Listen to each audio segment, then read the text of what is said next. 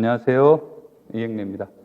자, 7, 8월 수업을 하게 되는데, 아마 여러분 혹시 내려가면 요 프린트물이 있는데, 요것에 대해서 간단하게만 얘기하고, 뭐 수업의 전체 중요한 내용은 아니니까 얘기를 하도록 할게요.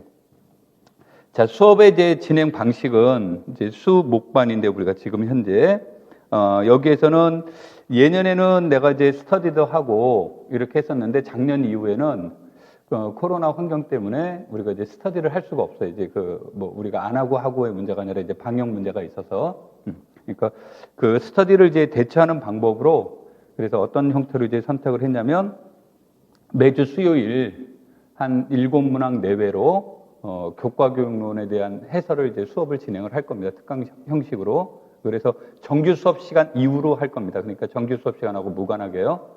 그래서 수업 시간이 우리가 이제 원래 4시로 잡혀져 있지만, 실제로는 뭐 5시 반, 요 내외가 아마 될 가능성이 끝날 겁니다. 그러니까 혹시 나중에 이제 어떤 그 개인적인 문제가 있다 그러면 그거 시간을 맞춰서, 하시는 게 좋을 거고, 그 다음에 이제 매주 목요일은 이제 어떤 방식으로 수업을 진행을 할 거냐면, 목요일 날은 이제 정규 수업이 끝나게 되면, 내가 이제 매주 수업을 하면서 지금 나간 자료가, 어떤 형태로 이제 자료가 나가냐면, 오늘 수업할 자료하고 다음 주에 나갈 것이라고 예상되는 범위까지 자료로 나가고 있어요. 그리고 해설은 다 나가게 되는데 항상 어떤 식으로 해설이 나갈 거냐면 우리가 당일 수업하는 자료는 해설이 들어가 있고요. 다음 주 예습 자료에는 해설이 없습니다. 지금 없는 건 안 주는 게 아니라 다음 주에는 드리는데 여러분들이 예습하실 때 못 푸는 건 차라리 관련된 내용만 보시고 해답지 보고 이렇게 공부하는 것보단 관련된 내용을 공부한 다음에 수업 들은 다음에 다시 나중에 복습하는데 자료를 활용하기 위해서 여러분들에게 그 해설은 이제 예상되는 부분은 해설이 안 들어가 있어요. 근데 이제 그 다음 주에는 아마 또 해설이 이제 다시 나가게 될 겁니다. 그러니까 그 해설 부분은 이제 고민을 안 하셔도 되는데 공부라는 것은 너무 편안하면 안 되기 때문에 편안하면 안 된다는 말은 너무 편안하게 되면 문제 풀 때 생각을 해야 될 부분들을 놓치게 돼. 그래서 해설이 독이 되는 경우가 더 많아요. 그래서 그런 부분들 때문에 여러분들한테 해설을 갖다 이렇게 일주 딜레이 시켜서 이제 드리는 거니까 그 부분을 이해하셨으면 좋겠습니다. 자, 그 다음에 이제 우리가 이제 수요일 날은 수업을 실해석학 실해석학, 내가 이제 해석학이라고 나왔는데, 실해석학 끝나면 미적분학으로 바로 들어갈 겁니다. 그래서 실해석학, 미적분학, 위상수학, 복수함수론, 미분기학. 이렇게 이제 진행이 될 거고요. 그 다음에 목요일 날은 정수론, 선형대수학, 현대대수학으로 이렇게 진행이 되고, 그럼 이제 확률과 통계, 이산수학 얘기는 안 했잖아요. 그렇죠? 요 부분은 맨 마지막 주에 가면 이제 내가 프린트물로는 여기 이제 1층에 가면 여기 자료가 있어요. 프린트물로는 내가 확률과 통계는 수요일로, 이산수학은 형식적으로 목요일로 이렇게 잡아놨습니다. 잡아놨는데 맨 마지막 주에는 이게 이렇게 통합되는 형식으로 될 가능성이 높으니까 그러니까 수목 안 따지고 이렇게 수업할 가능성이 높으니까 그거를 참고로 해서 이렇게 여러분들이 보시면 될 겁니다. 자, 그 다음에 이제 두 번째로 수업은 지금처럼 이렇게 이제 화면상으로 수업은 다 하는 건 아니고요. 요 화면상과 요 오른쪽에 이제 칠판과 같이 이제 활용하면서 할 건데 이제 그 전에는 요거 말고 내가 이제 3, 4월까지는 파워포인트를 이용을 해서 이제 수업을 진행을 했었는데, 이제 그게 화면상에 조금 문제가 있다고 그러고, 인강을 듣는 분 입장에서 잘 흐리게 나오는 부분들도 있고, 여러 가지 문제들도 있다 그래서, 이걸로 패드로 이렇게 하게 됐는데, 내가 조금 기계에 취약해요. 조금 기계에 취약해서, 마이너스 손이라고, 내가 안 만졌으면 좋겠다라는 것이 이제 학원 관계자들의 전언입니다. 그러니까 내가 게을러서 안 만지려고 하는 게 아니라 내가 뭔가 만지면 자꾸 이렇게 문제가 발생이 돼서 그래서 하다가 조금 어색할 수 있고 하는 부분들이 있다 하더라도 여러분들 좀 양해를 해 주시고요. 그다음에 이제 수요일 수업, 목요일 수업에 대해서 내가 방과후 수업을 제대로 얘기를 안 했는데, 목요일 수업은 이제 아까 내가 그 예습 자료하고 이런 거 얘기를 한다고 그랬죠. 그러면 내가 나간 자료를 100% 강의하지 않습니다. 100% 강의하기 위해서 나간 자료가 아니라, 일부는 대다수가 되겠지만 하여튼간 여하튼 일부는 수업을 하고 일부는 강의를 하지 않습니다. 그럼 강의하지 않는 부분은 무엇을 얘기를 하냐면, 완전 새로운 문제는 내가 다 강의를 합니다. 강의를 하는데 관련성이 앞에 있는 문제와 너무 유사성이 많다. 그런 경우는 이제 여러분한테 집에서 이제 풀어보세요라고 하는 의미로 문제를 이제 여기다 제시를 한 겁니다. 제시를 한 건데 그럼에도 불구하고 잘 모를 수 있잖아요, 그렇죠? 그래서 수요일 수업, 목요일 수업을 했는데 이제 두 가지 문제가 나올 수 있습니다. 하나는 강의 내용상의 문제가 나올 수 있고요. 강의 내용상에 의문점이 있을 수 있고, 또 하나는 여러분들이 문제를 풀어보세요라고 했는데 그 풀어본 문제가 답과 다를 수도 있고, 또는 뭐 방향을 잘 못 잡을 수도 있고요. 이런 부분들이 이제 나올 수도 있고, 그 다음에 나오면은 잘 안 되지만, 인간적인 미덕이라고 나는 이제 주장하는 사람이 뭐냐, 오타가 나올 수도 있죠. 이제 하다 보면. 근데 그런 것들에 의해서 이제 의문수 나올 수 있는 것이 되면, 그날 이제 목요일 날 수업 끝나고, 아까 이제 우리가 스터디를 못하기 때문에 수업 끝나고 그 시간에 이제 그 따로 수업 후에 여러분들이 나온 것들은 개인적인 질문을 받는데, 개인적인 질문은 이렇게 1대1로 앉아서 수업을 받는 방법도 있지만, 그것보다는 이제 지금과 같은 형태로 해서 여러분들이 질문을 하시면 이제 내가 질문을 하면 그 질문을 받고 전체적인 답변으로 할 겁니다. 그게 이제 하려고 하는 그 이유들 중에 하나는 뭐냐면, 이제 수줍어서 질문 잘 못하시는 분들도 있고, 저거 좀 헷갈리긴 한데, 그래도 한번 해봐야지 또 이런 마음들도 가질 수도 있고, 그래서, 전체적인 그 형태로, 수업을 할 거고, 그 다음에 이제 방과후 수업은, 그러니까 교과 경로는 이렇게 서서 수업을 할 겁니다만, 방과후 수업은, 목요일 날, 그거는 혹시 앉아서 할 수도 있습니다. 그러니까 조금 그거는 이제 양면이 조금 앉아서 이제 할 수 있다라는 거는 체력이 막 지쳐버리면,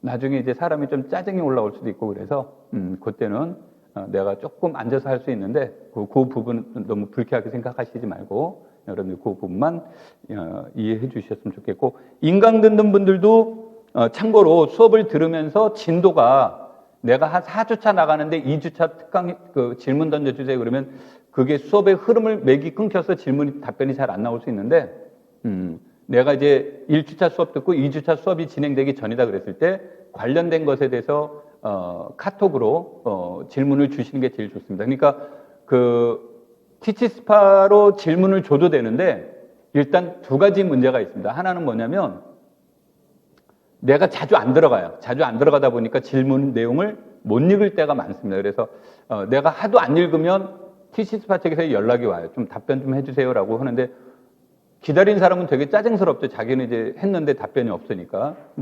그래서 이제 늦는 경우가 있고, 또 하나는 이제 어떤 문제가 발생될 수 있냐면, 거기에는 수식이라든지 뭐를 치기가 되게 불편해요. 수학은 수식으로 얘기를 해야 되는데, 그러면 이제 기계적인 문제를 또 내가 아까도 얘기했듯이 거기가 조금 문제점들도 있고 그래서 이제 카톡이 제일 좋은 거는, 카톡 같은 경우는 내가 손으로 직접 써서 이렇게 사진 찍어서 이렇게 올리면 바로바로 답변이 되잖아요. 그렇죠?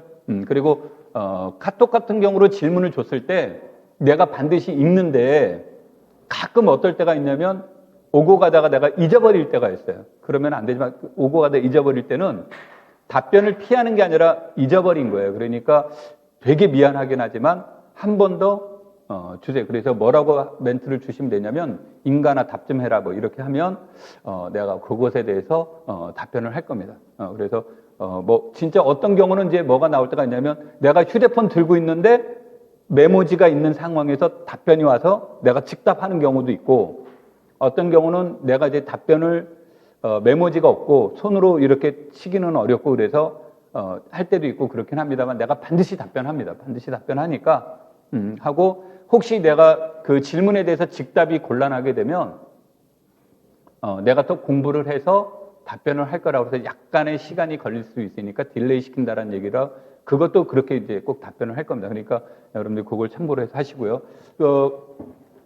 야밤에는 안 됩니다. 아무 때나 시간에도 좋으는데, 내가 미모가 출중해서 집사람이 의심이 있으니까, 야밤만 피해 주시면 되고,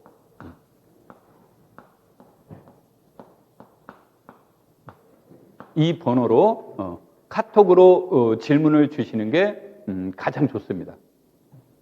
가장 신속하고 빠르고 정확한 답변이 되고요. 그 다음에 두 번째로 질문을 하실 때 뭐 여러분들도 마찬가지고 인강 듣는 분들도 마찬가지고 카톡으로 답변을 사진으로 봤어요. 사진으로 봤는데 그래도 이해 안 갈 수 있죠. 이해 안 갈 때는 이제 뭐라고 이렇게 얘기를 해주시냐면 혹시 촬영해 줄 수 있냐고 이렇게 질문을 해 주십시오. 그러면 단지 이제 촬영은 내가 내 연구실에서 하기 때문에 일단 화질은 괜찮은 것 같아요. 화질은 뭐 나쁘진 않는데, 연구실에서 휴대폰 이렇게 꽂아놓고 혼자서 이렇게 되니까 휴대폰이 안 움직입니다. 뭐 칠판 크지도 않습니다만, 그러다 보니까, 이게 좀 깔끔하거나, 그런 맛은 없지만, 그래도 또 화상으로 하다 보면 아무래도 목소리가 들어가고, 그러다 보면, 여러분들이 이제 지면으로 읽는 것보다 조금 더 나을 수 있겠죠. 그래서, 그 대신 그거는 내가 시간이 좀 나야 되고 내가 그 공간이 확보가 돼야 돼요. 그래서 직답은 안 됩니다. 직답은 안 되고 조금의 시간이 걸릴 수 있기 때문에 일단 지면상으로 답변을 주고받는 게 제일 좋고 그러다가도 이해가 잘 안 되겠다. 나는 조금 더 이게 설명을 들어야 되겠는데 그렇게 되면 하시고 내가 이제 주로 답변을 해줄 수 있는 날짜가 언제냐면 월요일하고 화요일이에요. 특별한 일 없으면 그러면 월요일하고 화요일 날 내가 이제 학원이나 다른 데 어떤 특강을 가야 된다든지 이런 일이 없으면 주로 월화가 시간이 남습니다. 그래서 월화 시간이 남고 학원에 내가 이때 출근할 때가 많고 거의 출근을 합니다. 그러니까 그때 아마 여러분들한테 화상으로 이렇게 답변할 가능성이 높습니다. 그러니까 여러분들이 그런 부분들에 대해서 양해를 하시고 그 다음에 아까도 얘기했듯이 절대 이제 내가 뭐라고 하냐면 너무 착한 학생은 선생님이 좋아해요. 착하니까. 근데 합격 못해요. 그러면은 뭐 성격 나쁘면 되겠네. 그런 뜻으로 말한 게 아니라 자기가 궁금한 게 있고 자기가 부족하다고 느끼는 부분들이 있으면 꾸준히 질문을 하라는 거예요. 야, 선생님 피곤하다는데 이거 뭐 내가 질문하면 좀 더 피곤해져. 그거 의식하면 안 됩니다. 그러니까 여러분들이 합격하는 제일 좋은 방법은 그런 거 의식하시지 말고 이렇게 이제 아까도 얘기했지만 너무 늦은 시간이면 이제 나도 사생활에 있으니까 거기에 침해를 받을 수 있으니까 그 부분만 피해달라는 겁니다. 그 부분만 피해주게 되면 내가 여러분들이 궁금한 것에 대한 답변을 다 할 테니까 무슨 말인지 이해하셨죠? 자, 그 다음에 이제 자세한 내용들은 이제 우리가 수업을 진행하면서 얘기를 하도록 하겠습니다.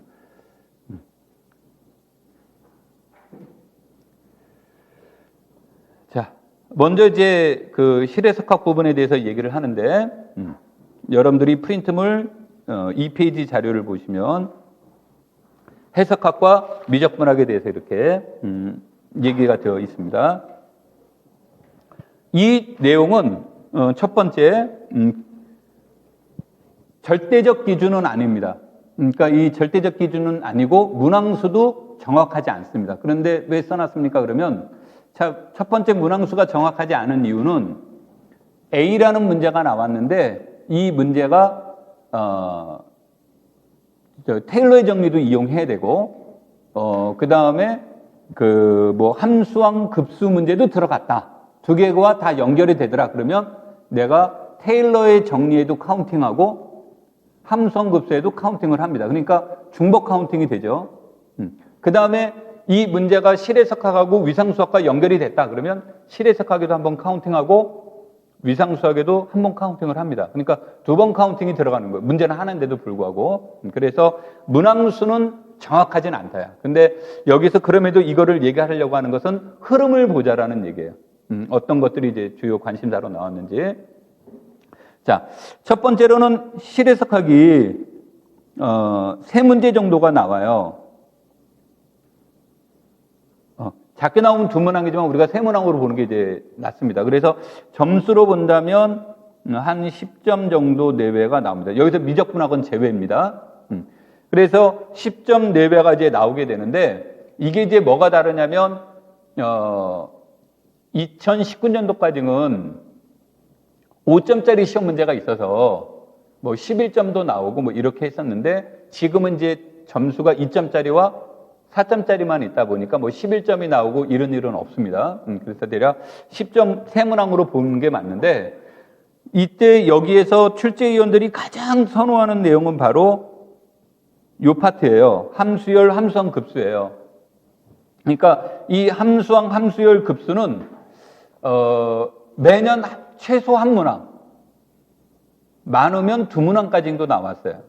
그런데 이 함수열, 함수항, 급수의 문제는 왜 이것을 선호하느냐면 이것을 이용해서 수열 문제들도 논의해 볼 수 있고 이걸 통해서 급수도 물어볼 수 있고 이걸 통해서 연속성도 물어볼 수 있고 이걸 통해서 미분 가능성도 물어볼 수 있고 이걸 통해서 이상 적분 가능성도 물어볼 수 있고 이걸 통해서 이상 적분에 관련된 내용도 물어볼 수가 있어요. 그러니까 이거와 동급이 현대대수 시간에 얘기하겠지만 이거와 동급이 현대대수학에서 뭐예요? 갈로와 확대체예요. 그러니까 갈로와 확대체 안에 분론도 물어볼 수 있고 자기동용 사상도 물어볼 수 있고 갈로와 그 군과 관련되어 있는 것도 되고 체도 물어볼 수 있고 중간체도 물어볼 수 있고 그 다음에 환론의 기본 원리도 물어볼 수가 있어요. 그러니까 출제위원 입장에서 뭐가 됩니까? 하나의 내용을 가지고 굉장히 많은 걸 물어볼 수 있으니까 출제위원 입장에서 굉장히 좋아한다는 얘기죠. 그래서 절대적으로 함수열과 함수항 급수는 절대적이다. 그런데 이제 이 말은 오해하시면 안 되는 건 그러니까 이것만 하면 되겠네요가 아니라 이것이 많이 나온다라는 거예요. 이것만 하게 되면 위에 거 모르면 이제 잘 안 되는 거죠. 자, 그 다음에 이제 또 하나의 문제는 뭐냐면 수열의 수렴성이에요. 이게 수열의 수렴성이 이제 여기서 이제 핵심에 해당이 되는데 우리가 실해석하고 미적분하고 중복되는 문제들이 중복되는 문제가 아니라 중복되는 내용들이 어떻습니까?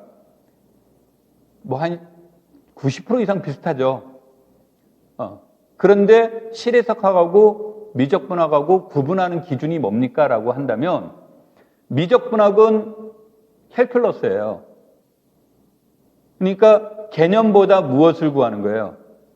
절차보다는 결과가 중요한 거죠. 그 값을 구하는 그 형태의 그래서 알고리즘적인 문제로 접근한다면 해석학은 함수를 분석하는 데 초점을 두는 겁니다. 미적분학은 결과에 초점을 둔다면 실해석학은 어널리시스라는 뜻이 해석이라는 뜻으로 하지만 이게 이제 기본적인 함수를 무엇하는 거다? 분석하는 거예요. 그래서 분석하는 데 초점을 두기 때문에 여러분들이 이제 분석에 초점을 둬야 되는데 그 중에 이제 그래서 내가 여기에서 수렴성을 체크하는 데다 뒀다 그런 얘기예요. 그럼 일단 다시 얘기하겠지만 우리는 그래서 수열의 수렴성을 체킹하는 방법이 뭐 크게 4가지, 5가지로 설명이 되는데 우리는 이제 여기에서는 크게 5가지로 가지고 이제 얘기를 할 겁니다. 5가지로 얘기하는데 기본적인 개념, 코시 수열, 그 다음에 단조 수열, 그 다음에 상극한, 하극한, 그 다음에 급수. 이렇게 이제 5가지를 이용을 해서 요 내용들을 이제 논의를 할 건데, 그래서 여기에서는 판정을 하는데 극한값을 물어보기는 하는데, 이게 고등학교 미적분학에서 나오는 그런 원리가 아니라 이 급수가 수렴하는 근거 제시의 문제예요. 그러니까 아까 내가 말한 5가지 중에 하나를 쓰는 건 어떤 방법을 쓰든 상관이 없습니다. 어떤 방법을 쓰든 상관이 없지만 그것에 맞는 적절한 근거를 제시를 하고 있느냐, 제시를 못하느냐의 문제예요. 물론 기입형이라면 답만 쓰면 되는 겁니다만. 그래서 이때 이 수열의 수렴성에 대한 것은 근거를 제시하는 것이 여기서 핵심 내용이 되는 거예요. 오케이? 그래서 내가 이제 보통 뭐라고 얘기하냐면 여기를 수열의 수렴성이라는 것을 수렴발산 판정법이다라는 말로 이렇게 논의를 합니다. 그럼 판정법이라는 것은 판정하는 것에 초점을 두는 게 아니라 법에 초점을 두는 거예요. 그래서 어떤 원리에 의해서 판정하는 일에 초점을 두는 겁니다. 이 말을 바꾸면 무슨 말을 하고 싶었던 거였냐면 우리가 책에 이론이 나오잖아요. 그럼 책에 나온 이론을 증명할 수 있습니까? 없습니까를 여기서 관심을 갖는 게 아니에요. 그 정리를 이용할 수 있는 능력이 있습니까? 없습니까가 관심의 대상이 되는 거예요. 그래서 지금부터는 책에 나와 있는 이론을 증명하는 데 초점을 두시면 안 돼요. 그 정리가 가지고 있는 의미가 무엇이고 어떻게 활용되는지에 초점을 두는 공부를 하셔야지 이제 대학에 시험 보는 것처럼 그 정리를 증명하는 데 초점을 두시면 안 됩니다. 무슨 말인지 이해되겠죠? 그래서 이때 이제 수업하면서 이제 나오겠지만 다시 그때도 얘기하겠지만 무슨 말을 얘기를 하냐면 내가 공부를 했더니 조밀성에 대한 내용이 나왔어요. 그래서 조밀성이라는 게 이런 말들이 있단 말이에요. 서로 다른 두 수 사이에는 유리수가 있습니다. 서로 다른 두 수 사이에는 무리수가 있습니다. 이걸로 끝낼 거냐? 아니면 이것이 갖는 의미가 어떤 뜻을 지니고 있느냐? 그래서 이거를 증명하는 사람보다, 물론 이거를 증명하라는 자가 출제됐었습니다. 근데 이거를 증명하는 사람보다 이것의 의미를 아는 게 훨씬 더 중요한 거고, 이것의 의미를 알고 있으면 문제 푸는데 키를 주는 시험이 나오는 거예요. 내가 하고자 하는 말뜻 이해되겠죠? 그래서 여러분들이 공부하실 때 이제 초점을 어떻게 두면서 공부할 것이냐, 그리고 에너지를 어디에다가 집중할 것이냐, 이제 이런 데다 이제 얘기가 되는 겁니다. 그래서 이건 모든 게 100%는 아니지만 이런 의미를 찾을 수 있다면 반드시 뭐를 해봐라? 의미를 찾아보는 게 있는 거고, 의미를 찾는 방법은 천재가 아니고서야 정리를 딱 보는 순간 의미가 뭐구나 이게 잘 안 나온단 말이에요. 그건 되게 어려운 겁니다. 그러면 경험치가 많은 사람들은 자기 경험에 의해서 그런 것들을 나올 수 있지만 이게 보통 경우는 제일 좋은 방법이 뭐냐면 문제를 푸는 과정 안에서 다시 정리를 거꾸로 무엇해 보는 거예요. 연상시켜 보는 거예요. 이 정리가 이런 뜻으로도 해석될 수 있는 거였구나. 그러면 그 순간 바로 뭐 하라? 거짓말쟁이 말을 믿으면 안 돼. 세상에서 거짓말 제일 잘하는 게 뭐예요? 한자로 너 그러지 말고 뇌요, 뇌. 그 넘쳐나던 에너지, 아이디어 막 했는데 친구 만나서 한마디 툭 던지면 뭐가 됩니까? 그 전에 에너지 다 잊어버리죠. 집에 가서 무슨 일이 있었는지 모르죠. 그렇죠? 요즘은 휴대폰들 있잖아요. 그러면 휴대폰에 이제 나는 최근에 메모장이라는 걸 알았는데 메모장이라는 게 있다고 그러더라고. 최근에 알았어. 그 메모장에 뭐 문제 43에 관련된 내용 이거를 다 쓸 수는 없잖아요. 그럼 메모장에 해석학 43번. 요것만 쳐놓으라는 얘기예요. 그럼 집에 가면 다시 무엇이 됩니까? 연상이 될 수 있죠. 그렇죠? 그러니까 어떤 곳에서건 여러분들이 그런 것에 대해서 연상이 났다면 머릿속에 간직하지 말아라. 절대 뇌는 무조건 거짓말쟁이에요. 그러니까 무조건 뭐 해둬라? 메모해둬라. 거창한 메모 안 해도 된다. 거창하고 멋있게 하는 메모 필요 없다. 그러니까 꼭 그런 것들로 여러분들이 남겨두시고 그런 식으로 해서 이제 공부하시면 좋아요. 되겠죠? 자.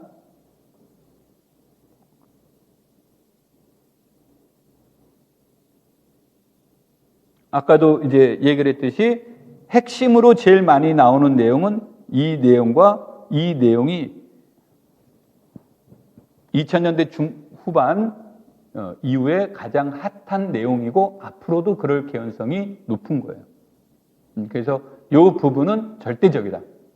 나머지 내용은 안 해도 돼. 나머지 내용 안 하면 큰일 납니다.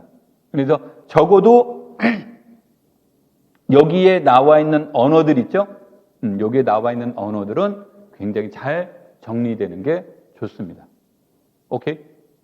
그 다음에 이제 두 번째로 공부하실 때 꼭 유념해야 될 건 뭐냐면 우리가 할 때 A는 B와 같습니다. A는 B와 같습니다. A는 B와 같습니다만 공부를 했어요. 근데 누군가가 B는 뭐와 같을까요? 라고 물어보면 A는 무엇과 같을까요? 그럼 B요 그러는데 B는 뭐와 같을까요? 그러면 바보가 될 때가 있어요. 그러니까 생각을 바꾸는 게, 그러니까 앞뒤 순서를 바꾸는 게 순발력 있게 나오는 경우는 쉽지 않습니다. 그러니까 멍청한 게 아니라 보통 사람들은 순발력 있게 대처가 안 돼요. A와 B가 A와 B가 같으면 A는 B입니다라고 하는데 B는요? 그럼 답변이 잘 안 나와요. 우리 엄마, 아빠 보통 맨날 순서 하다가 아빠, 엄마 그러면 이상하잖아요. 그렇죠? 쟤는 아빠를 되게 특별히 좋아하나 보다, 뭐 이렇게 나올 수 있어요. 통상적으로 이제 그 얘기해야 되는데, 그래서 내가 하고 싶은 말은 A와 B가 같습니다 그러면 자기도 모르게 연습장에 꼭 한 번 더 써라. 무엇과 무엇도 같아요? B와 A도 같습니다. 아무것도 아니죠. 너무나 당연한 것 같은데 시험장에서는 굉장히 위력을 발휘합니다. 이게. 그래서 이런 연습들을 꼭 하시고, 또 하나는 뭐냐면 P면 Q라는 명제가 있어요. 그럼 P면 Q라는 명제가 주어져 있으면 이 두 가지를 해봐야 되는데 이것에 대한 부정이에요. 그럼 이 부정을 하라고 하면 굉장히 사람들이 오해를 해요. 그래서 어떤 것들을 하냐면 P면 Q다를 부정하라고 하면 P가 아니면 Q가 아니에요. 이렇게 답변하는 경우가 나옵니다.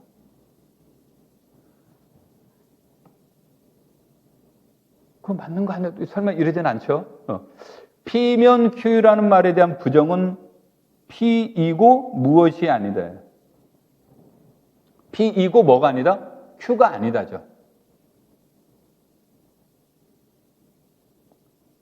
오케이? 그래서 이런 훈련들을 안 해놓으면 나중에 우리가 왜 이 부정이 중요합니까? 그럼 이제 우리가 이런 문제를 할 때 주로 모순법을 할 때 뭔가 부정을 해서 문제를 다루려고 할 때 활용되는 원리예요.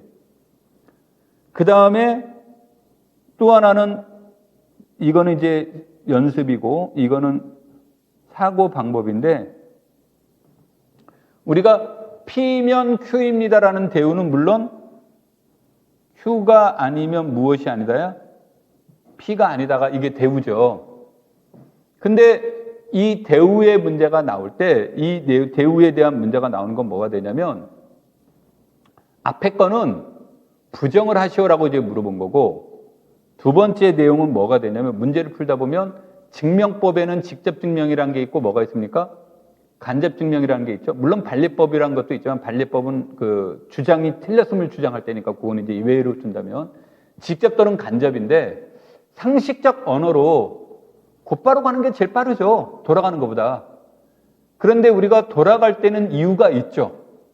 예를 든다면 이렇게 딱 가야 되는데 이렇게 뺑 돌아갈 때는 제 예전에 일진애가 있어서 돌아갈 수도 있고 아니면 공사 중이라서 돌아갈 수도 있고 뭐 중간에 뭐가 문제가 있어서 그러니까 보통 돌아갈 때는 아니면 산책하고 싶어서 가는 경우도 있겠지만 대체로 직접 가는 게 훨씬 더 빠른 길인데도 불구하고 시간 단축도 되고 그럼에도 불구하고 돌아갈 수밖에 없는 이유들이 있는 거예요. 그러니까 증명도 직접 증명과 간접 증명이 있는데 제일 좋은 증명 방법은 직접 증명법이에요. 우리가 통상적으로 말하는 연역법이라든지 수학적 균합법 이게 이제 가장 좋은 증명 방법인데 그럼에도 불구하고 돌아갈 수밖에 없는 경우가 있단 말이에요. 그럴 경우에는 이제 우리가 직접 증명이 불가능하거나 직접 설명해 줄 수 없을 때가 있죠. 그게 주로 뭘까요? 설명할 수 없을 때. 공집합임을 보이시오. 그럼 공집합임을 보여라. 그럼 원수가 하나도 없음을 보여라 그러는데 야, 너 돈이 없다는 거 밝혀봐. 그럼 내 주머니 다 털면 되는데 그건 그게 아닌 거죠. 그러니까 그런 경우는 직접 증명이 안 되니까 주로 뭐로 합니까? 원소가 있다라고 가정을 했더니 모순이 되는 것을 얘기를 하는 거죠. 그러니까 공집합임을 증명하시오는 직접 설명이 어렵습니다. 무수히 많음을 보이시오. 우리가 무수히 많은 걸 카운팅할 수 있습니까? 카운팅할 수 없죠.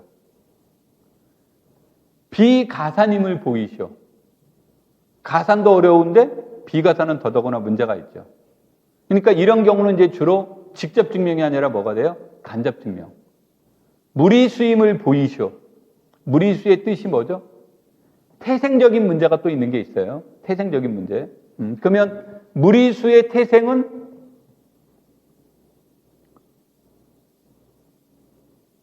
유리수는 뭐죠? 분수로 나타낼 수 있는 수죠. 그럼 무리수는 태생 자체가 나타낼 수 없는 수예요. 그러니까 분수로 나타낼 수 없다는 걸 설명해봐. 이렇게 얘기하는데 그거를 설명해 줄 수 있는 방법이 마땅하지 않는 거죠. 그래서 그럴 경우에 이제 주로 뭐예요? 간접 증명을 하는 겁니다. 그러니까 여러분들이 이 간접 증명을 할 때 그래서 대우라든지 이런 것들을 이제 꼭 체킹을 해 나가는 것을 여러분들이 잘 알고 있어요. 그래서 이런 것들은 내가 말한 말 중에 어려운 단어 단 하나도 없죠. 야, 저거 어려워서 어떻게 증명해? 이런 거 없죠. 그러니까 이건 습관이에요. 공부하시는 습관이 잘 되어 있을 때 내가 선택의 문제이기 때문에 우리가 이제 이런 광고 문구가 있잖아요. 그렇죠? 순간의 선택이 교사의 합격 여부를 결정한다. 뭐 이런 광고 멘트 혹시 못 봤어요? 가서 보시면 있을 거야. 뭐냐면 시험장에서는 내가 시시각각 선택을 해야 돼요. 그리고 시험 장소는 공간도 제약되어 있지만 시간도 어떻게 되어 있습니까? 제한되어 있으니까 빠른 선택이 이루어져야 되겠죠. 그런데 당연히 뭐가 돼야 됩니까? 정확해야 되겠죠. 그러니까 이건 훈련 없으면 안 되는 거예요. 그래서 여러분들이 이성적인 활동을 아무리 내가 이성적이라 하더라도 거짓말 제일 잘하는 게 뇌라고 그랬잖아요. 그래서 오직하면 속담에 이런 말이 있으니까 믿는 도끼에 발등 찍힌다고. 뇌 거짓말 엄청 잘해요. 물론 믿는 도끼에 발등 찍힌다는 말은 그 뜻은 아니지만 하여튼간 내가 갖다 막 붙였습니다만 뇌가 그렇게 믿는 도끼에 해당이 되는 거예요. 그래서 그거에 의존하지 말고 공부라는 것은 뇌 활동도 중요하지만 무엇이 따라야 된다? 몸이 반응을 하셔야 돼요. 그래서 내가 이제 제일 먼저 하고 싶은 것은 그런 훈련들을 꼭 해라. 공부하실 때. 오케이? 자, 이건 뭐 그래프로 나타낸 건데 이 그래프는 나는 되게 좋아해요. 그래프를 되게 좋아하는 이유 중에 하나가 얘는 숫자를 읽어야 되는데 내가 수학을 전공했음에도 불구하고 숫자보다 이 그림을 더 좋아해요. 이렇게 딱 눈에 보고. 이제 그런 의미입니다.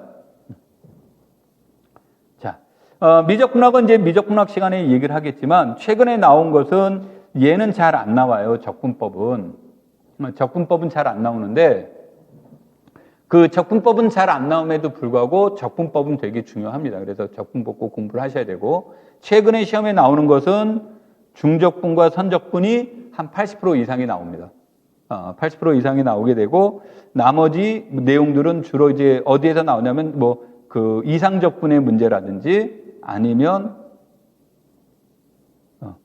다변수 함수 문제가 나오는데 우리가 이제 3변수 같은 경우는 이제 추상적으로 넘어가니까 주로 2변수 함수에 관련된 문제들이 얘기가 됩니다. 그래서 거기에 초점을 두시면 되고 이거는 방법이 10가지도 안 돼요. 나는 이제 한 7에서 8가지로 보는데 혹시 내가 모르는 거 있을까 봐 10가지가 안 된다라고 얘기를 했는데 그렇게 많지는 않습니다. 그래서 이쪽은 100% 알고리즘화 시켜주는 게 좋습니다. 자, 이제 그러면 전체적인 이제 해석학 수업에 대한 목차를 이제 얘기를 할게요.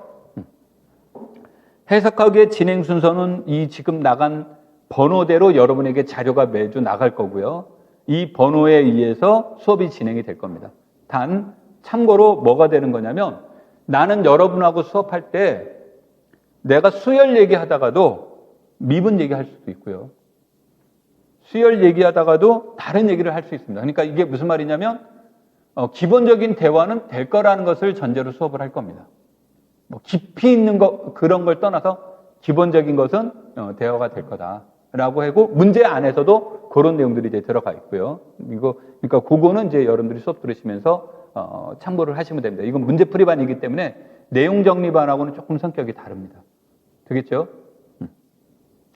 자, 그래서 수열의 수렴성, 연속함수. 이게 이제 오늘까지 나갈 수업의 목표고, 다음 주는 여기까지 나가는 게 목표고, 그 다음 주는 여기까지 나가는 게 목표. 이렇게 해서 3주를 목표로 삼는데, 참고로 목표가 성공한 적은 단 한 번도 없습니다. 조금 딜레이 됩니다. 빨라지는 경우는 없습니다. 늦어지는 경우는 있는데, 하여튼간, 이게 이제 3주 반 정도에 끝나면 성공적인 수업이다라고 이렇게 속도감에서 이해하시면 될 겁니다. 여하튼 이제 이렇게 나갈 거고, 아마 오늘 여러분에게 나간 자료는 여기까지 나갔을 거예요, 아마. 테일러의 정리인가? 그쵸? 정답 및 해설 말고, 보시면 테일러의 정리 50 몇 번까지 나갔죠? 거기까지 이제 나간 것이 아마 자료가 국회에 나갔을 겁니다. 되겠습니까? 자, 그럼 이제 본격적으로 수업을 진행하도록 하겠습니다. 자, 여기는 우리가 이제 공부할 이론을 요약해 놨습니다. 요약하면서 이제 간단하게 여기에서는 아까도 얘기했듯이 강의하는 것보다는요, 여러분하고 읽고 다시 한번 되새겨보고 포커스를 어디에 두는지 이런 것들과 관련된 내용으로 진행해 보도록 할게요. 자, 뭐 이거 자명한 얘기는 항상 여러분들이 문제 푸실 때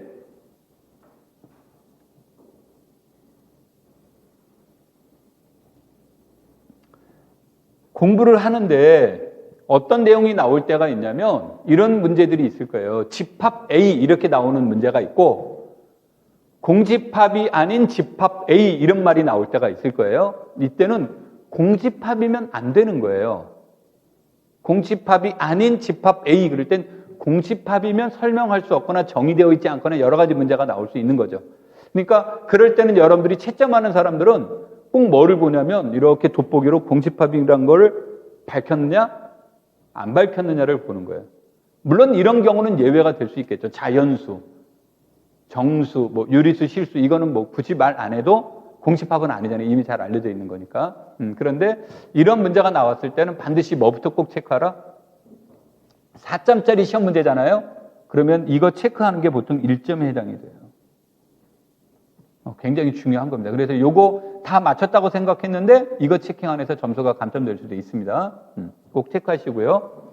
자, 공집합이 아닌 부분집합이 위로 6개이면 우리는 무엇이 존재한다? 상한이 존재하더라 이런 뜻이고 이게 이제 우리가 완비성 공리라고 하고 이게 완비성 공리가 되면 CRM으로 아래로 공집합이 아닌 집합이 아래로 6개이면 반드시 무엇이 존재한다? 하한이 존재한다. 이렇게 이제 얘기 나오는 거고 저자에 따라 어떤 사람은 두 번째를 완비성 공리라고 하고 그것의 필충 조건으로 1번을 정리로 이렇게 쓰는 경우가 있는데 대체로 1번을 이제 완비성 공리라고 하고 보통 문제를 다룰 땐 1번이건 2번이건 다 뭐라고 그냥 명명하자야 완비성 공리다라고 이렇게 명명하시면 됩니다. 되겠죠? 자, 아르키메데스의 정리는 원뜻은 뭡니까? 모든 실수에 대해서 그 실수보다 더 큰 무엇이 존재한다? 자연수가 존재한다. 이런 뜻의 문제가 되는 거고 이것은 말을 바꾸면 실수나 실수 같은 실수나 자연수나 이제 나중에 뭐 무한집합과도 연관되어 있는 얘기들도 될 수 있고 여기서 이제 유계성은 약하지만 얘네들은 이제 물론 유계는 아니고 이것을 이제 활용한 내용이 이거죠. X가 자연수라고 한다면 그러면 어떤 실수 Y에 대해서 Y보다 더 크게 되는 N 곱하기 X가 되는 자연수 무엇이 존재한다? N이 존재합니다. 이런 뜻이고 이것을 변형시킨 게 우리가 주로 많이 쓰는 방법이 이 내용이죠. 그래서 이 내용 대신에 이제 우리가 문제를 다룰 때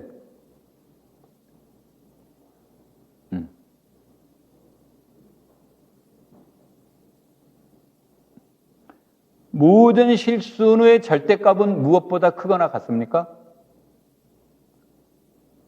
모든 실수는 0보다 크거나 같다죠.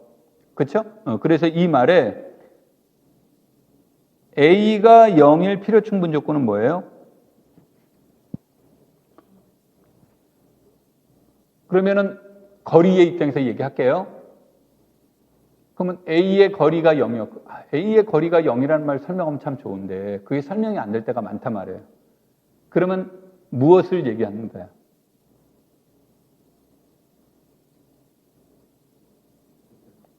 어떤 양수보다도 적다죠. 그래서 이제 우리가 입시론을 쓰는 거예요.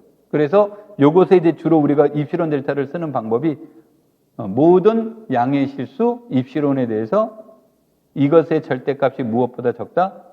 입시론보다 적다. 그래서 이제 우리가 해석하기 위해서 이제 이것을 가지고 극한 문제나 연속 문제나 모든 문제는 요 원리를 이용하는 거죠. 오케이? 자, 요런 뜻이 이제 여기가 됩니다. 자, 그 다음에 이제 두 번째, 이거를 도입한 이유는 요거 때문에 도입한 건 아니고요. 모든 실수 입실론에 대해서, 양의 실수 입실론에 대했을 때 입실론이라는 것을 쓰게 되는데, 우리는 입실론은 사실은 대상이 얼만큼 존재해요? 비가산적 사고인데, 이 문제는 아르키메데스의 정리를 쓰면 어떤 문장으로 바꾸어도 되냐면 이렇게 바꾸어도 된단 말이에요. 모든 자연수 n에 대해서 이것의 절대값이 무엇보다 적다? n분의 1보다 적다. 이렇게 해줘도 이 문장은 참이 되는 거예요. 같은 뜻이 돼요. 그런데 우리가 언제는 n분의 1을 쓰는 게 좋고 언제는 입실론이 쓰는 게 좋습니까? 그러면 참고로 입실론이 더 좋아요. 일반적으로는. 왜요? 양수이기만 하면 돼요. 모양 안 따집니다. 근데 자연수분의 1이 되려면 얘는 모양이 필요하죠. 요 분모가 꼭 자연수가 돼야 되죠. 분자는 꼭 몇이어야 돼요? 1인 모양을 유지를 해줘야 돼요. 그러니까 이게 모양의 형식의 문제가 나오는 거예요. 형식의 문제가 나오다 보니까 사람들이 요거는 주로 무엇과 관련돼 있을 때 쓰려고 하냐면 번호를 붙여주려고 할 때. 그러니까 1보다 작은 그러면 뭐 A1, 2분의 1보다 작은 A2, 뭐 3분의 1보다 작은 A3, 뭐 이런 식의 그 번호를 붙여줄 때, 즉 무엇과 관련되어 있을 때 수열, 위상에서 말하면 점열, 이와 같은 순서적 의미를 요구를 할 때, 그때 이 자연수분의 1, 요게 이제 더 많이 이용이 됩니다. 그래서 이런 의미로 이 뜻은 이제 상황에 따라 해석이 될 수 있다가 되는 겁니다. 자, 그 다음에 이제 실수의 조밀성에 대한 문제는, 여기에 대한 내용은 실수의 조밀성은 임의에 서로 다른 두 실수 사이에 반드시 무엇이 존재한다? 유리수가 존재합니다. 임의에 서로 다른 두 수 사이에는 반드시 무엇이 존재한다? 무리수가 존재합니다. 이런 뜻이 되겠죠? 그래서 이것에 대한 명제는 이런 거죠. 얘가 A가 있으면 A-1이 있단 말이에요. 그러면은 얘와 얘 사이에 딱 반이 되면 여기에 원소가 적어도 여기에 2분의 2A-1 사이에 원소가 하나는 있겠죠. 그것을 유리수로 표현해 줄 수 있겠죠. 그럼 유리수 A1이 존재합니다. 이런 뜻이죠. 또 얘와 얘 사이에 또 반을 또 잡는 거죠. 그러면 그 사이에 또 원소가 존재하겠죠. 이렇게 귀납적으로 가게 되면 이때 얘네들은 어디로 수렴합니까? A로 수렴한다가 되는데, 이때 여기서 말한 A1, A2, A에는 유리수로 잡을 수도 있고 무리수로만 선택할 수도 있고 무작위로 선택할 수도 있는 거죠. 그렇죠? 그래서 이 실수의 조밀성의 의미는 실수 A가 있으면 필요에 따라서 내가 유리수가 필요하다 그러면 A로 수렴하는 유리수열이 반드시 있다. 내가 만약에 무리수와 관련된 문제를 논의하려고 한다 그러면 반드시 무엇이 존재한다? 무리수열이 존재한다. 그래서 필요에 따라서 유리수열과 무리수열을 취사 선택해 줄 수 있다가 되는 거예요. 그러니까 존재성은 무조건 보장받는다가 여기서 말하는 실수의 무엇이다? 조밀성이 갖는 상징적 의미라는 거죠. 그 다음에 뭐 여기하고는 이제 별개의 문제지만 자연수는 0을 제외하고 자연수는 2를 제외하고 말을 잘못했습니다. 자연수는 2를 제외하고 모든 원소는 직전자와 직후자가 있죠. 직전의 수, 직후의 수를 알려져 있죠. 정수는 모든 원소의 직전자와 뭐를 압니까? 직후자를 안다죠. 그래서 직전, 직후를 알게 되는데 유리수는 직전자와 무엇이 존재하지 않는다요?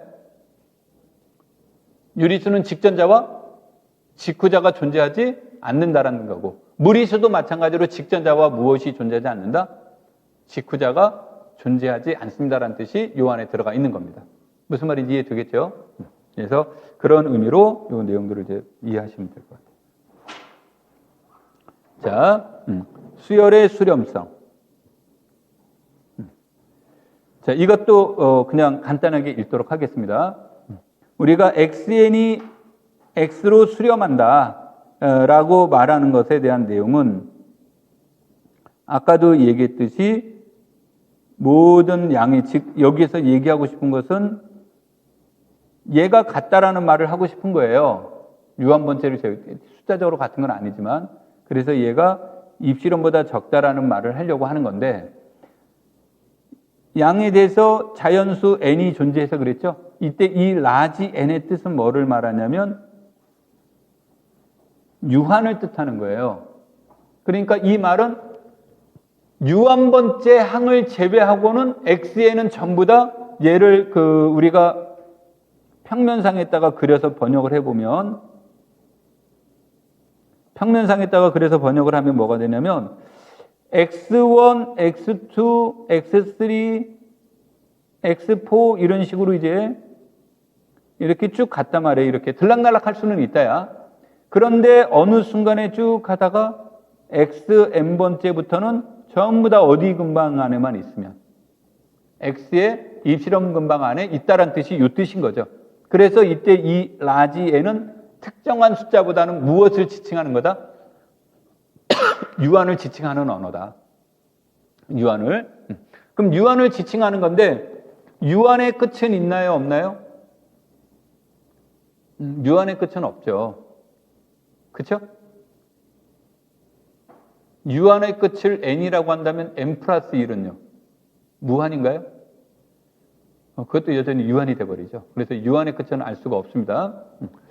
자, 그러면 이 말에서 이제 얘기하려는 것은 유한이라는 단어를 강조한 이유는 뭐냐면 어떤 경우는 100번째, 억번째, 1000억번째 해본들 얘네들도 여전히 뭐가 된다? 유한이라는 거죠. 그러니까 이때 우리가 유한적인 숫자의 사이즈는 중요하지 않다. 라지 n이라는 것이 스몰 사이즈일 수도 있고 빅 사이즈일 수도 있는데 우리는 그런 것에 중요하지 않고 유한 번째만 있으면 됩니다라는 뜻을 여기서 이제 상징하는 언어가 되는 겁니다. 되겠죠? 자, 그러면 이제 우리가 여기서 얘기하려고 하는 게 이거예요.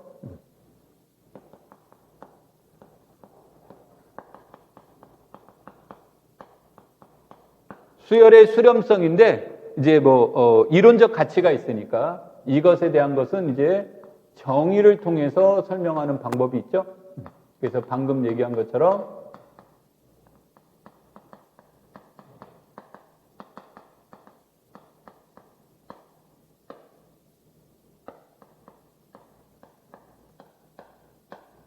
이건데 나중에 이게 해석하기에서는 문제가 안 되는데 이렇게 번역하면 나중에 위상에서 문제가 생길 때가 많아요. 위상에서. 그래서 여기에 등호가 들어가도 이론적 모순은 없어요.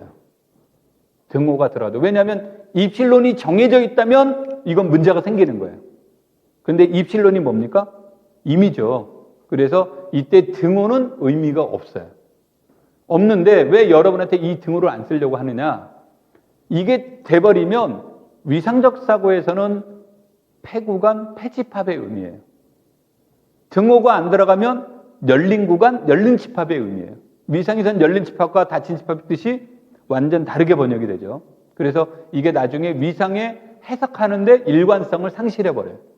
그래서 일관성을 유지하기 위해서 제일 좋은 방법은 무엇을 안 집어넣는 게 좋다. 여기에 이것을 안 집어넣는 것이 좋은 겁니다. 되겠죠? 자, 그 다음에 두 번째로 이것도 이제 여러분들이 중요한 단어가 아니기 때문에 스몰 n이 라지 n보다 크다. 그런데 우리 프린트물에는 분명히 내가 뭐라고 썼어요? 프린트물에는 이런 식으로 들어갔잖아요. 이런 식으로. 문자 다른 거는 초점 두시지 말고. 그래서 여기에는 등호가 들어갔는데 여기는 지금 등호가 어땠어요? 이것도 의미 없어요. 그러니까 왜냐면 아까 내가 라지 n이 상징하는 언어는 유한 번째라고 그랬죠. 그러면 n 플러스 1도 뭐가 돼요? 유한이 되는 거니까 등호가 들어갔습니까? 안 들어갔습니까는 전혀 중요하지 않다야. 그런데 문장을, 뒷문장을, 여기 뒤에 있는 문제를 따지려고 할 때 등호가 들어갔더니 껄끄럽다. 그러면 빼는 게 좋은 거고. 등호가 안 들어갔더니 이게 조금 표현이 어려운데 그럼 집어넣는 것이 상관이 없다. 그러니까 이게 뒤에 나오는 연속된 문장에 따라서 등호가 들어가고 안 들어가고가 문장을 설명하는데 아무 관계없다 그러면 아무 관계 없는 거고, 등호가 들어갔더니 불편한데 예를 들어서 라지 n 하고 문제를 다뤄야 되는데 등호가 들어가면 n-1이란 마이너스 첨자에 n-1 있으면 왠지 좀 불편하죠. 첨자에 그냥 n 이게 더 낫지. 무슨 말인지 이해됐습니까? 얘하고 그러면 얘 불편하잖아요. 그리고 뭔가 그 표현할 때도 불편하고. 그러니까 이 표현이 들어간다 그럴 땐 등호를 빼버리는 게 좋은 거고. 이게 별 중요한 단어가 아니다 그럴 땐 등호를 집어넣는 게 중요하고. 그러니까 등호를 집어넣느냐 안 집어넣느냐는 무엇에 따라 바뀔 수 있다? 상황의 문제. 누가 선택한다요? 본인이 선택하는 거예요. 그럼 등호가 들어갔더니 시험지가 틀릴 일 없습니다. 일도 없어요. 빼도 틀릴 일 절대 없습니다. 문제는 뭐냐면 자기 스스로가 틀리는 거예요. 이론적으로는 안 틀리는데 빼고 안 빼고가 문장이 쉬워질 수 있는 문장을 복잡하게 만들어서 자기 스스로가 복잡해서 혼란스러워서 틀릴 수 있다는 거죠. 무슨 말하는지 이해되겠습니까? 그러니까 큰 의미는 없지만 이제 그런 것 정도로 이해하시는 게 좋겠고요. 자, 그 다음에 얘를 하는 방법 중에 하나가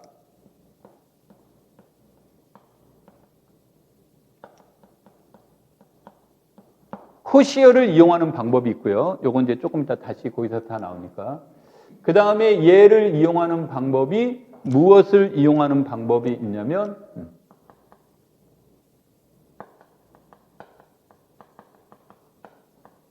부분 수열을 이용해서 하는 방법이 있고, 그 다음에 얘네들을 이용하는 방법이 얘랑 필충 조건이라는 뜻으로 계속 쓰고 있는 거야. 이것이 될 수 있는 것에 대한 문제는 상극한과 무엇으로? 하극한을 이용하는 방법이 있어요. 그 다음에 이것들을 이용하는 방법이 급수를 이용하는 방법이 있고요. 그 다음에 이것을 이용하는 방법이 단조 수열을 이용하는 방법들이 이렇게 있습니다. 그 다음에 이 코시어를 설명하는 방법 중에 하나로 축소적이라는 것이 있어요. 자, 이제 지금 내가 칠판에 쓰는 그림은 프린트물로 설명하기가 어려워서 내가 막 말로 얘기가 어려워서 여기다 이제 그림을 그린 거, 나머지 내용은 프린트물에 다 있으니까 그걸로 내용을 할게요. 그런데 얘는 현실성이 떨어져요. 얘가 현실성이 떨어져서 주로 부분 수열을 이용할 때는 주로 언제 이용이 되냐면 두 가지 경우에 이용이 돼요. 얘를 이용하는 경우는 두 가지 경우에 이제 이용이 되고, 자, 이 두 가지 경우, 이제 세 칸 필요하다는 뜻으로 이렇게 쓴 거예요. 두 가지가 이제 많이 이용이 되는데, 하나는 문장이 무엇과 연계시켜서 나올 때가 있냐면, 유리수와 무엇으로? 무리수의 문제로 나올 때가 있어요. 그럴 때는 이제 얘를 활용하는 방법이 있습니다. 얘는 주로 수열보다는 함수의 극한이라든지 연속이라든지 미분 가능성이라든지 이런 것과 연계될 때 이 단어들이 이제 많이 활용이 됩니다. 그래서 유리수와 무리수일 때가 있고, 그 다음에 부분 수열이 AN의 특징이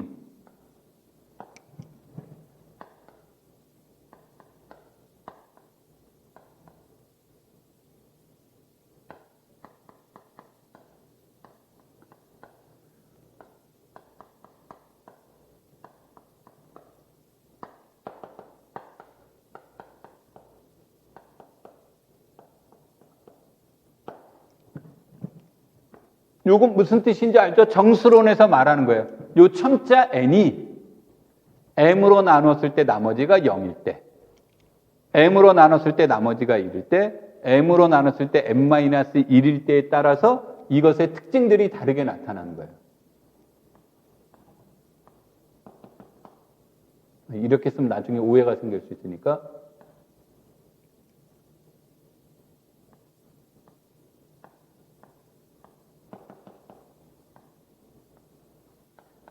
첨자로 이제 조금 이제 지저분해 줄 수 있는데, 저 말은 무엇을 뜻하냐면 이런 거죠. 제일 시험에 많이 나오는 표현은 이거예요. 짝수열일 때와 홀수열일 때.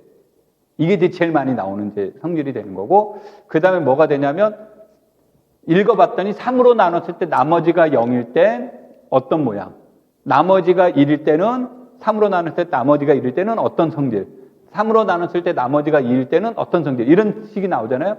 이렇게 주어져 있을 때 수열 AN이 수렴할 필요 충분 조건은 뭐냐면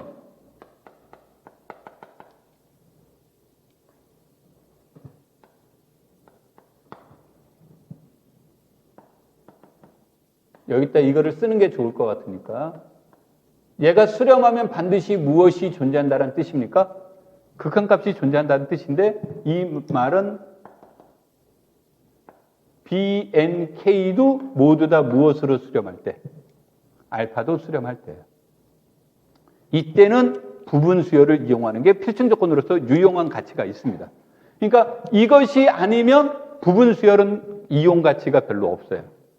그래서 이제 부분 수열은 그러면 언제 이용이 됩니까? 그래서 여기다가 한 줄을 이제 남기라고 한 것은 뭐가 되냐면 이 문제는 AN이 부분 수열일 때 부분 수열이 A의 NK가 알파로 수렴하고 A의 MT가 베타로 수렴하는 이러한 부분 수열이 있는데 이러한 부분 수열의 극한값이 다르거나 또는 이런 것 중에 하나라도 무한대로 발산하는 부분 수열이 존재한다면 얘네들은 무엇한다? 원수열은 발산한다라는 원리죠. 그래서 주로 수렴보다는 얘가 주로 언제 많이 이용한다? 발산에 더 많이 이용이 돼요. 되겠습니까? 자, 그 다음에 이제 상극한과 하극한은 이거는 상극한은 뭐죠? 치역의 상한을 가지고 하는 거예요. 치역의 상한을 가지고 하나의 수열을 만들게 되는데 그것의 극한값. 치역들의 하한을 생각해 줄 수 있겠죠? 그럼 치역의 하한의 극한값. 그랬더니 이 둘의 극한값이 존재해서 같으면 원수열도 수렴하는 거고 아니면 발산합니다. 근데 말에서 이미 어떻습니까? 되게 불편한 단어들이 들어갔죠. 치역 들어가야 되고 치역의 상한 들어가야 되고 치역 나오고 치역의 하한 나오고 또 그것들에 대한 수렴성이 나와야 되고 그러니까 상극한과 하극한을 이용하는 방법은 일반적으로 이용하지 않아요. 일반적으로 이용하지 않는데 누군가가 이 문제를 딱 봤을 때 출제위원이 상극한을 구하고 이렇게 문제가 나왔잖아요. 그러면은 내 답안지를 풀기 위해서 나는 의도적으로 꼭 뭘 구해야 됩니까? 상극한을 구해야만 되죠. 그럴 거라면 이제 그때 극한과 관련된 문제는 뭘 구하는 게 빠를 수도 있다. 하극한을 구해줄 수 있다는 거죠. 그래서 가장 많이 선호하지 않습니다. 왜냐하면 이건 손이 많이 가요. 손이 많이 가지만 여하튼 이런 뜻이 있습니다.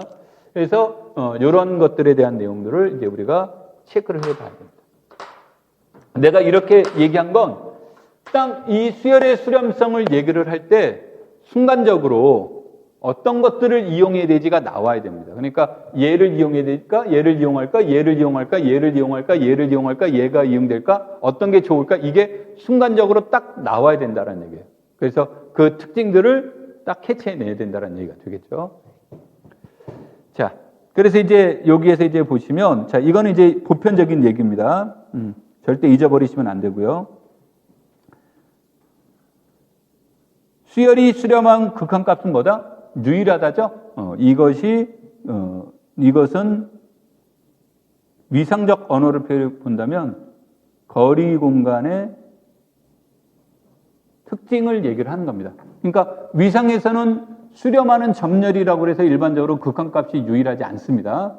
그런데 이제 거리 공간에서는 극한값이 존재하면 유일하게 됩니다. 그러니까 실수, 복소수 이런 경우를 이제 여기서 이제 해당이 되겠죠. 자, 그 다음에 수열이 수렴하면 이때 수열은 유계다 이런 뜻이 되죠. 그런데 수열이 무엇이라고 해서 유계라고 해서 수렴하는 건 아닌데 이거 꼭 그래서 아까도 얘기했지만 이런 거 나오면 대우 쓰셔야 돼요. 대우도 꼭 기억해야 돼요. 위로 유계가 아니거나 또는 아래로 유계가 아니면 얘는 무엇한다가 되는 거예요.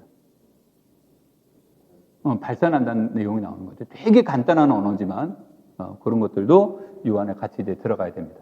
되겠죠? 자, 그 다음에 이제 조임 정리죠. 조임 정리로 AN, BN, CN의 관계가 주어졌을 때 AN의 극한값과 CN의 극한값이 같으면 BN의 극한값도 뭐가 된다? 같다가 됩니다. 여기에서 유의해야 될 점이 한 가지가 있는데, 여기서도 이거 이렇게 나오는데, 이때 이 모든 자연수도 반드시 아까도 그 맨 처음에 요거를 얘기를 했잖아요. 요거 이 말의 뜻이 유 한 번째 무시해도 돼 이 뜻인 거예요.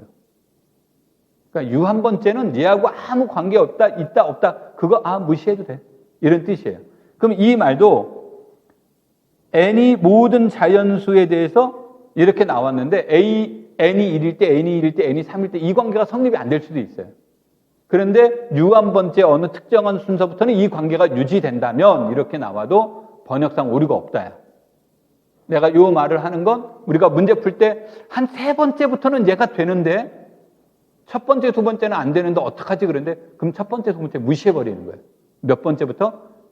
그 대신 답안지에 꼭 써놓는 거예요. 뭐라고? 얘가 몇 이상일 때, 3 이상일 때 이 관계식이 성립함으로 조임 정리해서 하고 넘어가면 돼요. 얘기가 됩니까? 그런데 거기에다 괜히 어색하게 이거 조임 정리 맞는데 조임 정리 책에서 모든 자연수라고 했는데 첫 번째, 두 번째가 조금 그런데 그러니까 자기도 모르게 글씨를 흐릿하게 쓰는 거죠. 보일 듯이 보이지 않는 자연수를 써놓는 거죠. 그럼 틀리는 겁니다. 시험에서는 따오기 전략은 무조건 빵점 처리가 됩니다. 0점 처리가 됩니다. 따오기 전략이 뭔지 알죠? 그거 몰라요? 여러분 동요를 안 배웠나? 방금 얘기했잖아. 따오기가 보일 듯이 보이지 않는. 따오기 노래 할 때 그렇게 시작해. 무슨 말인지 이해돼요? 안 돼요? 그래서 시험 볼 때 절대 안 되는 답안지는 뭐냐면 글씨체가 흐릿해도 안 되지만 아트체도 안 되고 특히 피카소체 내가 좀 유머러스하게 얘기한 건 전혀 유머러스하지 않나? 자기는 알아보는데 남이 못 알아보는 글씨는 의미가 없는 거예요. 잘 쓰고 못 쓰고 하는 거하고 아무 관계 없습니다. 나도 글씨 굉장히 못 쓰는 편에서 그러니까 시험 볼 때 정자체가 제일 좋아요. 그래서 이것 때문에 내가 오해할 때가 있는데 내가 습관적으로 n을 이렇게 써요. 그리고 내가 m을 이렇게 써요. 나는 n과 m이 분명히 구분이 돼요. 근데 n만 본 사람이 이게 나중에 이거 멋부릴 때 이게 군대 문화 때문에 그런데 이게 멋부리면 또 여기다가 괜히 이렇게 써요. 이렇게. n 이런 식으로. 그러니까 얘가 너무 아래로 쑥 삐져나왔죠. 그래서 이걸 m이라고 읽는 사람들도 있어요. 그러면 안 된다는 거죠. 야, 너 내 마음 몰라? 이거 안 통한다는 거죠. 그래서 이런 표기는 되게 뭐다? 나쁜 표기가 됩니다. 자, 엉뚱한 데로 갔는데 그래서 아까 내가 말한 게 글씨가 흐릿해도 안 되고요. 글씨가 보일 듯 안 보일 듯 써도 안 되고 이제 시험 보시다 보면 꼭 무슨 말을 하냐면 시험 볼 때 펜의 조건이 있죠. 시험장에 들어가는 펜의 조건은 첫 번째 검정색 펜이어야 되는 거죠. 두 번째 물기가 묻었을 때 이렇게 번지고 그렇게 되면 안 되죠. 그렇죠? 그 다음에 글씨가 주어진 펜은 한 펜으로만 사용을 해야 돼요. 그래서 시험을 보다 보면 무슨 문제가 나올 수 있는데 이건 떨어뜨리면 안 되니까 요거를 시험 보다 보면 이렇게 해서 이렇게 떨어졌어요. 떨어지다 보면 우리 여기 안에 볼이 있잖아요. 볼이 쏙 들어가게 되면 글씨가 어떻게 될 때가 있습니까? 잘 안 써지고 막 중간에 띄어지고 이런 경우가 있죠. 이런 게 이제 보일 듯이 보이지 않는 그 답안지예요. 그럼 이제 그때 되면 다른 펜을 써야 되겠죠. 근데 그때 다른 펜도 반드시 내가 사용했던 기종 다 똑같아야 돼요. 그 이유는 뭐가 되겠습니까? 무엇 방지?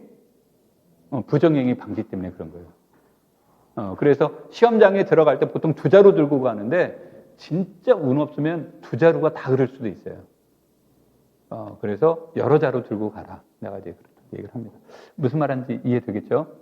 자, 다시. 이런 거 명쾌하게 해야 돼요. 이때 모든이라는 말은 답안 책의 이론은 이렇게 나와 있지만 여러분들 머릿속에는 유 한 번째를 제외한 자연수 n에 대하여 이렇게 번역하시면 됩니다. 되겠죠? 근데 이 내용은 가끔가다 이제 우리가 제일 그 많은 오해 중에 하나인데,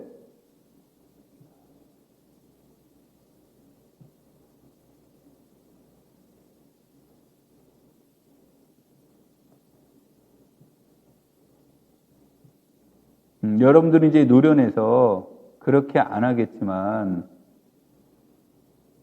자기도 모르는 사이에 이렇게 쓸 때가 있어요. 근데 사인의 값이 마이너스 1과 몇 사이에 있는 건 맞아요. 1 사이에 있는 건 맞지만 x가 양수인지 음수인지를 알 수가 없죠. 만약에 x가 음수면 이 식은 틀린 거죠. 그래서 이때 이거를 맞추려면 꼭 요게 돼야 되죠. 그래서 이러한 식이 성립 여부를 꼭 체크를 해야 돼요. 그래서 이제 나 같은 경우에는 이제 동그라미 3번과 4번이 똑같이 나오는 경우가 있으면 나는 이제 4번을 이용을 하는데, 다시 말해 이제 4번의 특징은 이거예요. 이건 절대 불변입니다. xn이 꼭 어디로만 0이 아닌 숫자일 때는 보장하지 못합니다. xn이 0으로 수렴하고yn이 6이라고 한다면 이것의 극한값도 어디로 수렴한다? 0으로 수렴한다, 이런 뜻이에요. 그래서 이것에 대한 문제를 여러분들이 조임정리와 조임정리를 써도 되고 3번도 써도 되고 4번도 써도 된다라고 한다면 나는 4번을 강추합니다. 왜냐하면 시험장 같은 데서 긴장하다 보면 방금 말한 이런 것들 있죠? 그 절대값 빼먹을 수 있어요. 그러니까 그런 것을 애시당초보다 안 하는 게 더 낫다. 그래서 그런 연습들을 여러분들이 얘기하시면 됩니다. 자, 코시 수열에 대한 최대 장점은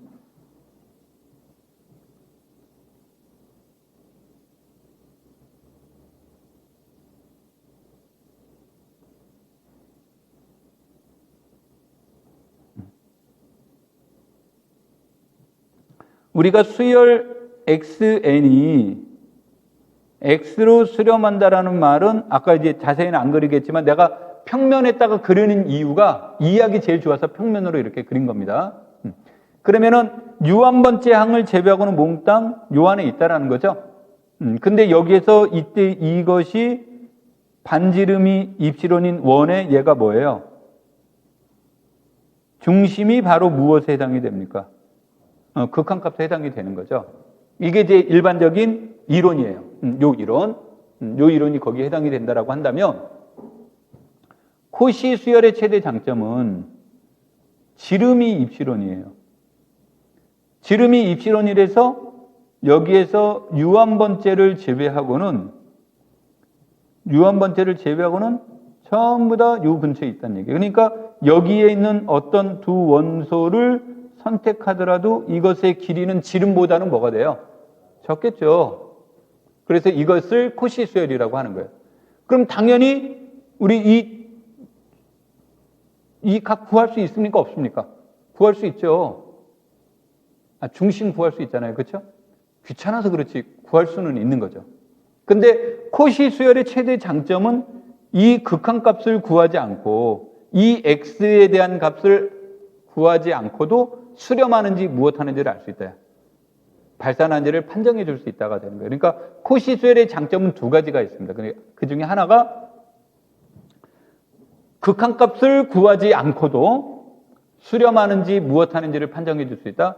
발산하는지를 판정하는 데 효과적이라는 것이 코시 수열의 장점입니다.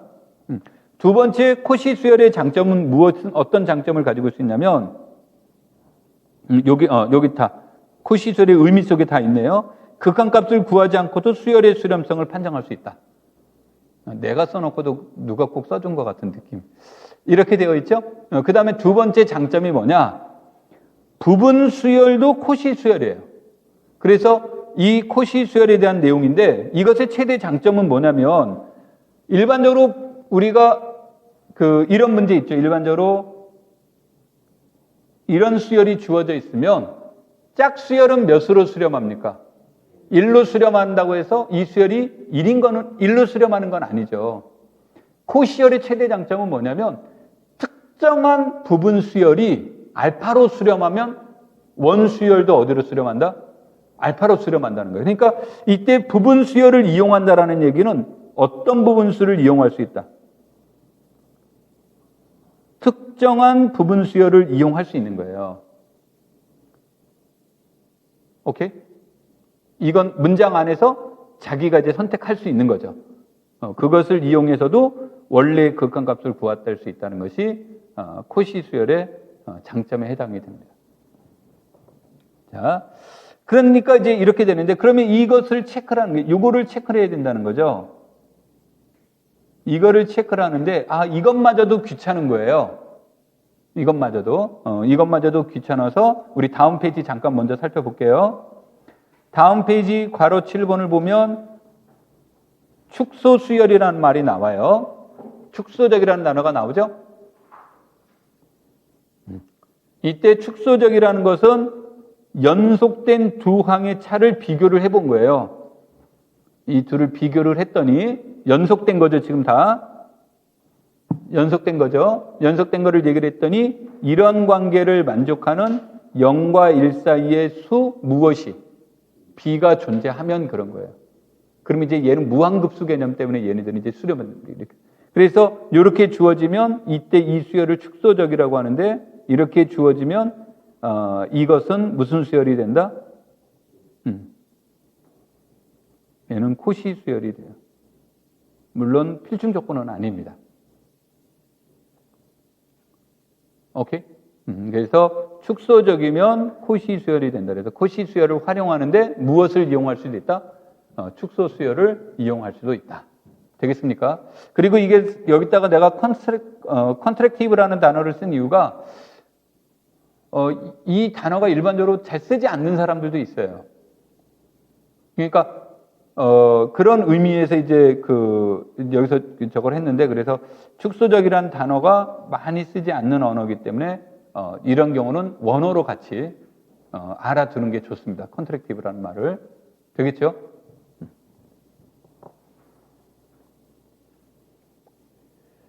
자, 3번.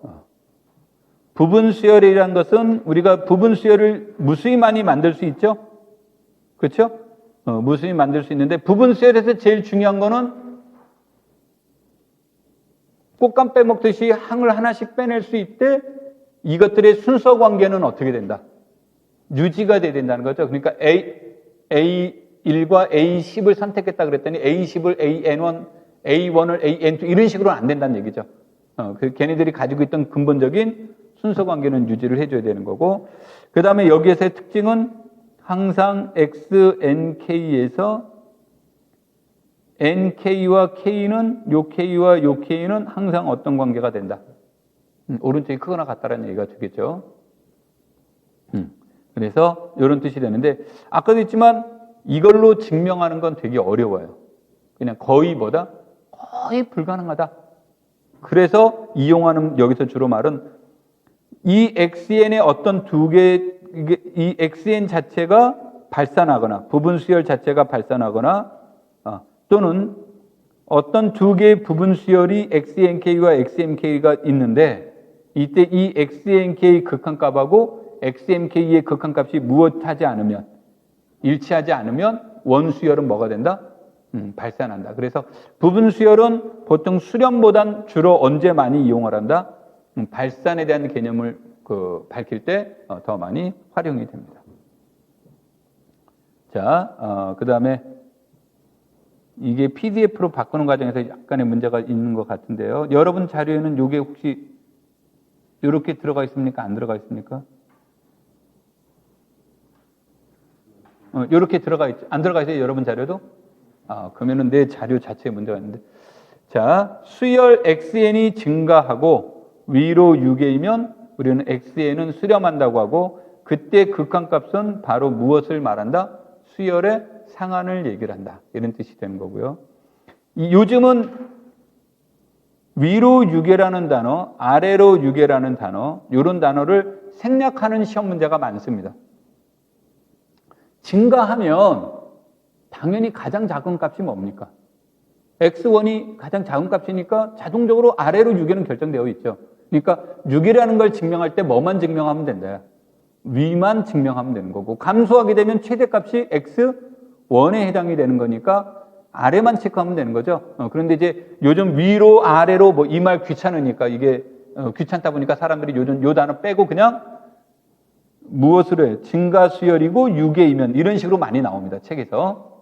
감소수열이고 유계이면 요 말이 나오는데 내용은 요게 들어가도 문맥상 지장이 없습니다. 그러면 얘네들은 수렴하는데 이렇게 되더라 그런 얘기죠. 그럼 이 문제는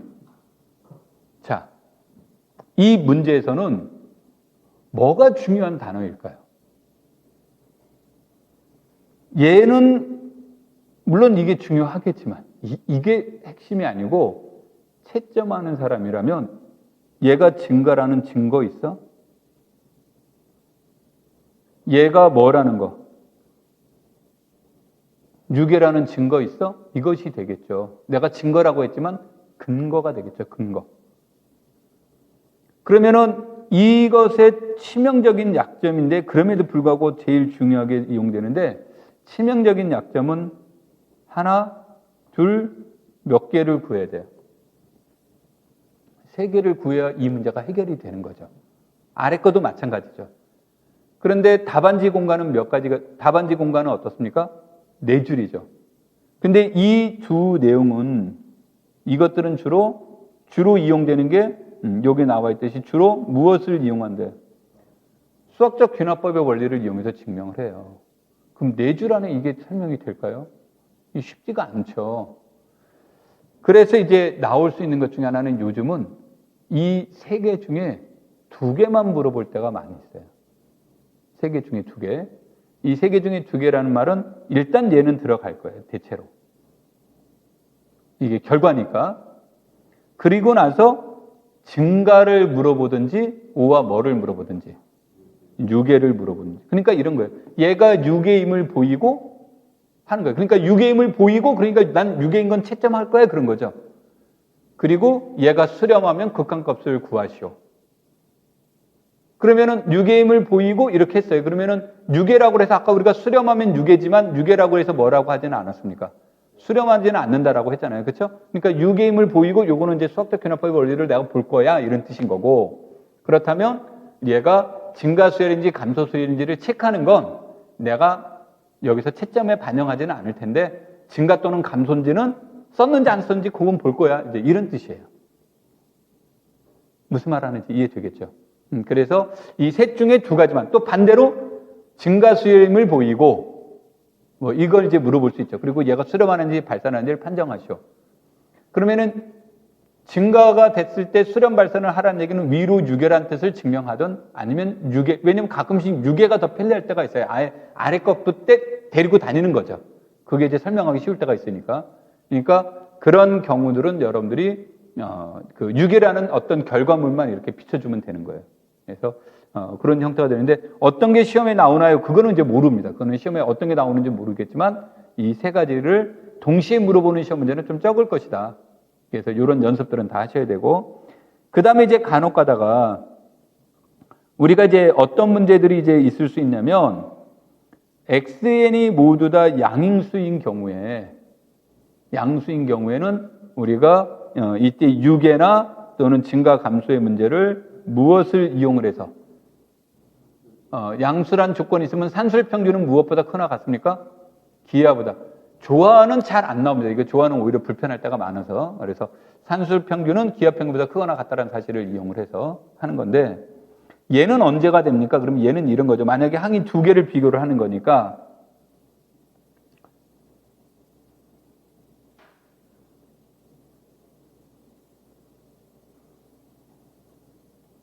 얘가 나오는데 그렇죠? 양수라는 게 있으면 얘가 나오는데 이것을 계산하고 있어야 돼요. 짜증나는 거예요. 그러니까 산술 기하 평균을 아무 때나 쓰는 게 아니라 여러분들이 직감적으로 산술 기하 평균을 쓸 때는 딱 보는 순간 얘가 뭐가 나올 때? 상수가 나올 때 쓰는 거예요. 즉 뭐 AM 플러스 1은 AM분의 1이다. 이러면 이 둘의 곱은 자동적으로 몇이 됩니까? 그냥 1이 돼버리잖아요. 그렇죠? 이와 같은 이런 것들이 상수가 되는데 아까도 얘기했지만 이건 논리적으로 보는 게 아니에요. 논리적 판단이 아니라 무엇에 의해서? 직관적 판단에 의해서 이게 딱 나와야 돼요. 그렇지 않으면 산술 기압 평균 쓰는 건 위험합니다. 그리고 산술 기압 평균 쓸 때 꼭 체크를 해줘야 되는 거죠. 꼭 체크를 해줘야 되는 건 얘네가 뭐라는 것을 보장받아야만, 양수라는 것을 보장받아야만 이런 얘기가 되겠죠. 상극한, 하극한을 이용했고, 급수가 수렴하면 일반항은 어디로 가요? 0으로 가죠? 근데 일반적으로 무엇은 성립하지 않는다? 역은 성립하지 않는다죠. 그래서 수열의 수렴성은 이 7가지가 기본적인 거예요. 아까 축소적인 것은 코시와 관련돼 있으니까 이걸 뺀다면 이제 한 6가지 정도가 되겠죠. 이 6가지 원리를 이제 일반적으로 이용이 되는 거고, 이거를 문제 풀기 위해서 수열이라는 것은 근본적으로 이산적 사고예요. 이산적, 하나, 둘, 셋 이렇게 다 떨어져 있는 거죠. 이산적 사고인데 문제를 풀다 보면 이산적인 문제를 풀다 보면 이것을 확장적 의미로 연속량의 문제로 바꿀 때가 있어요. 연속량의 문제로 이제 우리가 리얼 라인은 연속량인 거죠. 틈이 없으니까 연속량의 문제로 바꿔서 문제를 풀 때가 있습니다. 그래서 이 문제를 풀 때는 이때 주어진 점화관계, 얘를 편의상 이렇게 내가 써볼까요? 이런 점화관계를 무엇으로? 이와 같은 무슨 식으로? 함수식으로 바꿔보는 거죠. 그럼 이산적인 문제를 연속적인 문제로, 얘가 연속함수라고 말한 적 없어요. 그냥 연속적인 문제가 주어지고 이 함수를 가지고 우리가 이제 활용을 할 때가 있는데, 유의해야 될 것은, 여기서 유의사항은 f가 증가함수라는 것과 an이 증가라는 것은 거짓이에요. 오케이? fx는 x제곱이면 x가 여기에서 얘는 무엇이에요? 순 증가죠. A1은 2분의 1이고 A의 n 플러스 1은 AN의 제곱이면 AN은 무슨 수열이에요? 증가 수열이 아니라 무슨 수열이에요? 감수 수열인 거죠. 그렇죠? 그러니까 이것이 증가니까 얘도 증가다, 이렇게 답변을 하면 안 된다는 거죠. 오케이? 그래서 이런 것들만 우리가 유념해서 보신다면 이제 얘를 활용할 수는 있어요. 얘를 이제 문제 해결의 그 도구로 이용할 수는 있는데 이것을 수열의 문제 그대로 적용시켜주면 안 될 때가 있다. 그래서 그거를 이제 우리가 그때 순간순간적으로 체크를 해 나가야 되는 겁니다. 되겠습니까?